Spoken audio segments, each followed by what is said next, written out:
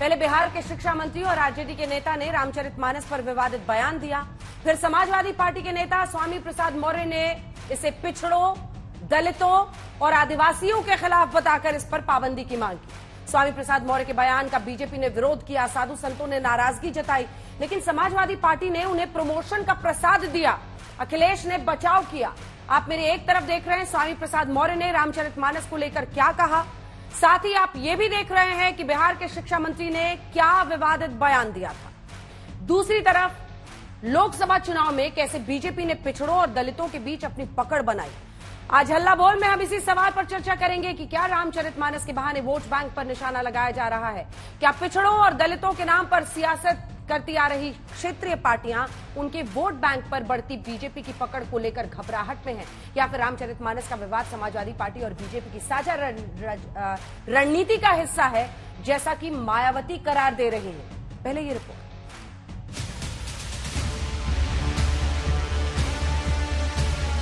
रामचरितमानस के कुछ अंश प्रतिबंधित किया जाना चाहिए, ये हमारी मांग है।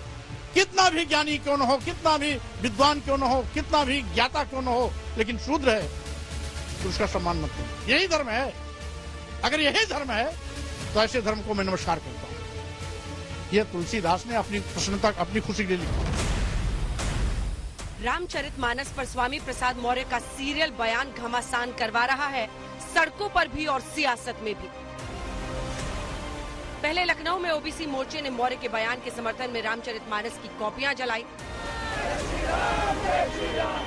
और फिर उस हंगामे के विरोध में हिंदू संगठन के कार्यकर्ता सड़कों पर उतरे।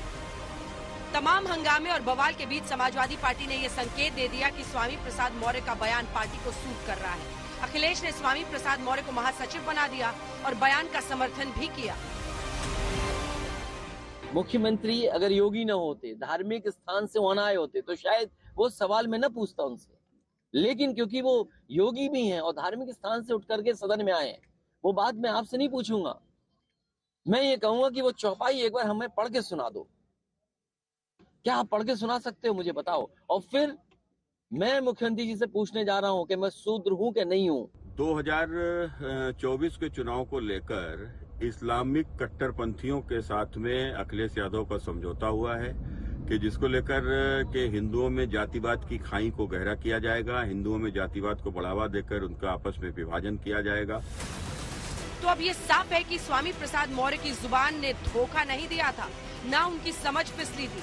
रामचरितमानस पर टिप्पणी सोच समझकर, माप तोल कर ही दी गई थी। इसीलिए स्वामी मौर्य अड़े हैं और डटे हैं, लेकिन साधु संतों में नाराजगी बढ़ रही है। मैंने पहले भी स्पष्ट किया कि गाली कभी धर्म नहीं हो सकता। अपमान किसी भी धर्म का उद्देश्य नहीं होता। जिन पाखंडियों ने धर्म की आड़ पर इस देश की महिलाओं, आदिवासियों, दलितों और पिछड़ों के साथ सौतेला व्यवहार किया, अपमानित किया, रातों भर मेहनत कर रहे, भूख भोजन, कितने लोगों की गालियां सुन रहे, किस लिए? इसीलिए हम सुन रहे हैं कि मेरे माई बाप अब सनातनियों एक हो। ये सिर्फ प्लांटेड लोग हैं जो सनातनियों को टारगेट, सनातनी आस्था को टारगेट, उसके पीछे एक बहुत बड़ी लॉबी लगी, उस पर बहुत बारीक से जांच करना बहुत आवश्यक है। हमेशा संतों को टारगेट, भारतीय ग्रंथों को टारगेट, हमेशा सनातन को टारगेट। उधर मायावती कह रही हैं कि रामचरितमानस विवाद समाजवादी पार्टी और बीजेपी दोनों पार्टियों की मिली भगत है। बीएसपी सुप्रीमो ने ट्वीट किया, रामचरितमानस के विरुद्ध समाजवादी पार्टी नेता की टिप्पणी पर उठे विवाद व फिर उसे लेकर भाजपा की प्रतिक्रियाओं के बावजूद सपा नेतृत्व की चुप्पी से स्पष्ट है कि इसमें दोनों पार्टियों की मिली भगत है, ताकि आगामी चुनावों को जनता के ज्वलंत मुद्दों के बजाय हिंदू मुस्लिम उन्माद पर पोलराइज किया जा सके।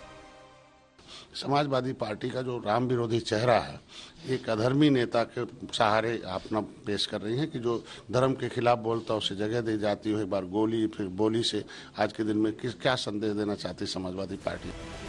अब आप स्वामी प्रसाद मौर्य का वो बयान सुनिए जिससे उन्होंने पहली बार रामचरितमानस पर विवादित टिप्पणी की और उस पर पाबंदी की मांग की। इस अंश को सरकार को संज्ञान लेते हुए जो आपत्तिजनक अंश है उसे बाहर करना चाहिए या इस पूरी पुस्तक को बैन कर देना चाहिए, जिससे कि बड़े पैमाने पर दलितों, आदिवासियों, पिछड़ों की भावनाएं आहत हों। इस बीच रामचरितमानस की प्रतियां फाड़ने और जलाने को लेकर लखनऊ के पीजीआई थाने में स्वामी प्रसाद मौर्य समेत 10 दूसरे आरोपियों के खिलाफ एफआईआर दर्ज की गई। एफआईआर में माहौल बिगाड़ने, धार्मिक भावनाएं भड़काने की धाराओं में मुकदमा दर्ज किया गया है।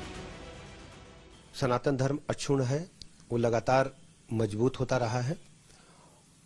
वसुधैव कुटुंबकम का नारा भारत ने ही दिया है, और ये सब जो ताकतें हैं जो भारत को या हिंदू धर्म को कमजोर करने के लिए तरह तरह के षड्यंत्र लगातार रचती रहती हैं, ये कभी सफल नहीं। बिहार से यूपी तक रामचरितमानस के नए नए अध्याय खोले जा रहे हैं। लालू तेजस्वी की आरजेडी रामचरितमानस पर विवाद उगलने वाले मंत्री को गले लगाकर खड़ी है, तो अखिलेश की समाजवादी पार्टी को स्वामी मौर्य शिरोधार्य है।